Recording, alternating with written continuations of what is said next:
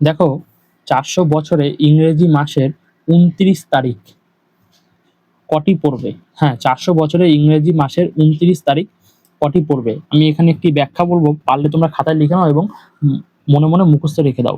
দেখো, ফেব্রুয়ারি মাস ভিন্ন, প্রত্যেক ইংরেজি মাসে একটি করে 29 তারিখ আছে, ঠিক আছে?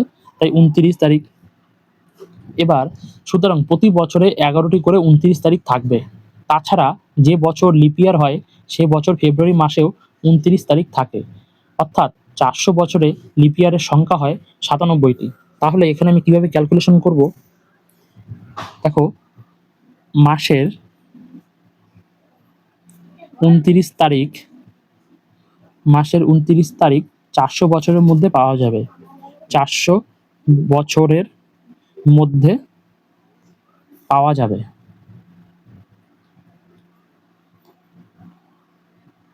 ঠিক আছে? 400 বছরের মধ্যে পাওয়া যাবে হলো। এটি আমি লিখে নিলাম, লেখাটি আমার দেখতে পাচ্ছ। তারপরে আমি কি করব? এই যে 11 ইন্টু 400 প্লাস 97, 97, তাহলে এটাকে ক্যালকুলেশন করলে আমাদের কত আসবে? 4400 প্লাস এটাকে ক্যালকুলেশন করলে আসছে 4400, এই প্লাস 97 এখানে লিখে দেবো, ঠিক আছে? 4400 প্লাস 97 কত হবে?